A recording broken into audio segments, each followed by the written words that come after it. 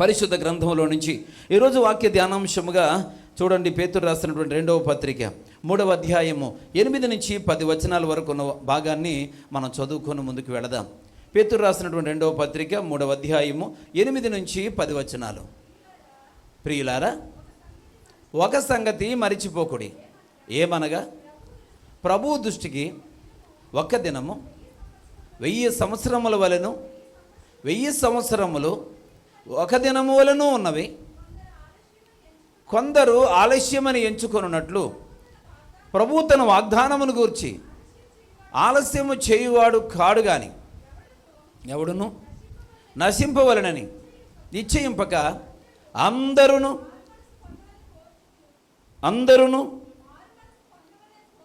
మారు మనసు పొందవలనని కోరుచు మీ ఎడల దీర్ఘశాంతము గలవాడై ఉన్నాడు.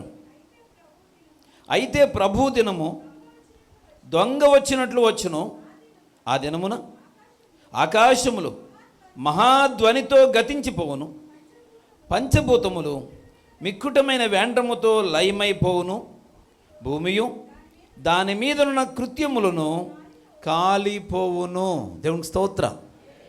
పిల్లారా, ఇక్కడ దేవునికి లేఖన గ్రంథంలో మనం చూసినట్లుగా పేతురు భక్తుడు యేసుక్రీస్తు ప్రభువు వారి దృష్టిలో బాధ్యత కలిగిన వాడు.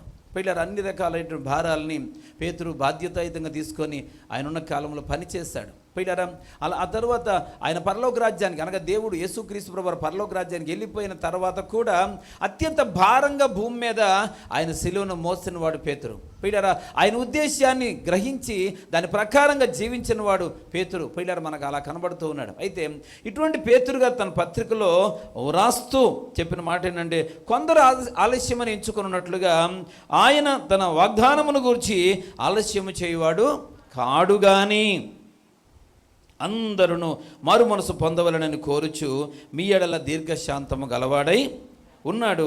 అయితే ప్రభు దినము దొంగ వచ్చినట్లు వచ్చును. దేవునికి స్తోత్రం. హల్లెలూయా. ప్రియ దేవుని బిడ్డలారా, ఇక్కడ మనం గమనించినట్లయితే యేసుక్రీస్తు ప్రభువారు ఆలస్యం చేయడానికి గల కారణం, ఇదిగో నేను త్వరగా వస్తున్నాను అంటాడు. ప్రకటన గ్రంథంలో 22వ అధ్యాయము, ఒకసారి వాక్యం ఆ మాట చూద్దాం.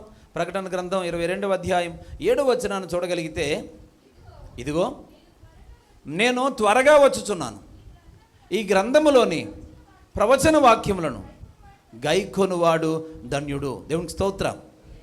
యేసుక్రీస్తు ప్రభువు చెప్పిన మాట ఏంటంటే, ఇదిగో నేను త్వరగా వస్తూ ఉన్నాను,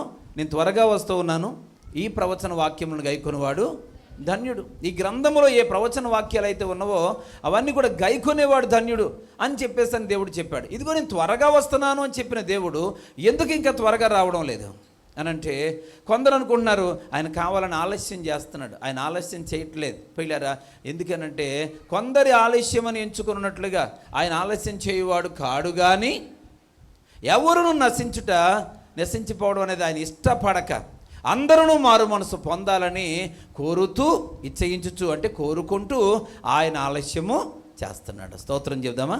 హల్లెలూయా. అక్కడ ఎవరు ధన్యులని రాయబడింది?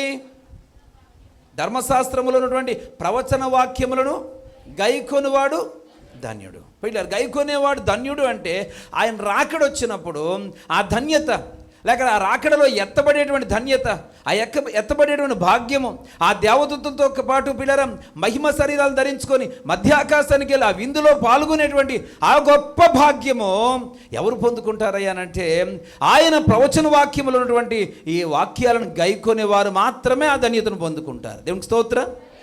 హల్లెలూయా. కానీ ఇది ఇలా ఉంటే ప్రస్తుత పరిస్థితి ఎలా ఉంది అని అంటే, కొందరు ఏం చేస్తున్నారంటే ఆయన ఇంకా ఆలస్యం చేస్తాడు కనుక ఈలోగా ఈ ప్రవచన వాక్యాలను గైకొనకుండా, దీని విషయంలో మనసు పెట్టకుండా అశ్రద్ధ చేస్తూ కాలక్షేపం చేస్తున్న వారు అనేక మంది నాశనం అయిపోవడానికి సిద్ధంగా ఉన్నారు. ఒకవేళ దేవుని రాకడ ఇప్పుడే వస్తే ఎంతమంది దేవుని రాకడలో దేవుని రాజ్యానికి పిలుపునందుకుని ఎత్తబడే స్థితిలో ఉన్నారు.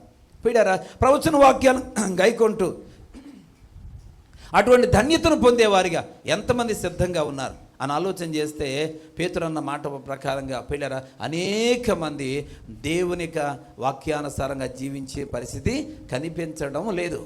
పిల్లరా, వినుట మట్టుకు విందురు కానీ గ్రహించరు, చూచుట మట్టుకు చూతురు కానీ కానరారు అని దేవుని వాక్యం సెలవిస్తూ ఉంది. పిల్లరా, ఈరోజు అనేక మంది దేవుని వాక్యాన్ని చూస్తూ ఉన్నారు. వాక్యం తెలియని వారు ఎవరు లేరు, కానీ వాక్యాన్ని పాటించని వారు మాత్రం చాలామంది ఉన్నారు. హల్లెలూయా.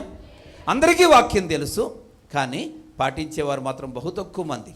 వినుచున్న వారు అనేక మంది ఉన్నారు, చదువుతున్న వారు అనేక మంది ఉన్నారు, పిల్లలు అర్థం చేసుకోగలిగిన వారు కూడా అనేక మంది ఉన్నారు, కానీ దానికి తగ్గట్టుగా జీవించేవారు మాత్రం కొద్దిమందే ఉన్నారు. ఇప్పుడే కనుక దేవుని రాకడొస్తే పిల్లరా సగం మంది కూడా ఎత్తబడే గుంపులో ఉండరు. ఏదో ఒక రకమైనటువంటి పరిస్థితిని బట్టి వారు ఈ లోక సంబంధమైనటువంటి వ్యాపకాలతో ఉంటూ ఉన్నారు. వాక్యానుసారమైన జీవితం లేకుండా జీవిస్తున్న వారు ఎంతోమంది ఉన్నారు. ప్రియ దేవుని బిడ్డలారా, అందుకే దేవుడు కావాలని ఆయన ఆలస్యం చేస్తూ ఉన్నాడు. ఆయన ఆలస్యానికి గల అర్థం ఏంటి అంటే ఎవరు నాశనం అవ్వడం ఆయనకి ఇష్టమో లేదు. మారు మనసు పొందని వారు మారు మనసు పొందాలి. మారు మనసు పొందిన వారు ఆత్మీయ జీవితంలో బలముగా స్థిరముగా ఉండాలి. పిల్లలు ఇటు అటు జారిపోతున్న వారు తిరిగి మరలా పునర్జీవం పొంది ఉజ్జీవాన్ని పొందుకొని తిరిగి మరలా దేవుడి సన్నిధికి రావాలి. లోపాలు కలిగిన వారు వారి లోపాలను సరిచేసుకోవాలి. దేవుడు కోరుకున్నటువంటి ఆయనకిష్టమైనటువంటి సంఘముగా సిద్ధపరచబడాలి. అందుకే ఆయన ఆలస్యం చేస్తూ ఉన్నాడు. దేవునికి స్తోత్రం, హల్లెలూయా. కనుక ఆయన ఆలస్యం అనేది మనకు ఒక అవకాశంగా మారాలి. హల్లెలూయా. ఆయన ఆలస్యం అనేది మనకు ఒక అవకాశంగా మారాలి. ఒక వాహనం పిల్లలు, ఒక బస్సు లేక ట్రైన్ లేట్ అయ్యింది అని అంటే రెడీ అయిన వాళ్ళు ఎలాగ రెడీగా ఉన్నారు, వాళ్ళు కొంతసేపు వేచి ఉండి అదే స్థలంలో కనిపెట్టుకొని ఉండాలి. అలా సిద్ధపడని వారికి ఆ ట్రైన్ లేక ఆ యొక్క వాహనం లేట్ అవ్వడం అనేది ఒక మంచి అవకాశం. దేవునికి స్తోత్రం. నా మాటలు అర్థమైంది నేను అనుకుంటున్నాను, అవునా? వచ్చే వాహనం ఆలస్యం అయింది అని అంటే అది ఎవరికి ప్లస్? ఎవరైతే సమయానికి సిద్ధపడలేదో అది వారికి ఇలా ఉపయోగం. ఇప్పుడు లేట్ అయిన వారు లేక సిద్ధపడని వారు ఏం చేయొచ్చు? ఆ అవకాశాన్ని సద్వినియోగం చేసుకోవడానికి ఆనందంతో ముందుకు రావాలి. దేవునికి స్తోత్రం. పిల్లలు, ఈరోజు యేసు ప్రభు వారు ఆలస్యం చేస్తున్నారు అని అంటే ఈ అవకాశాన్ని మనం ఏం చేయాలి?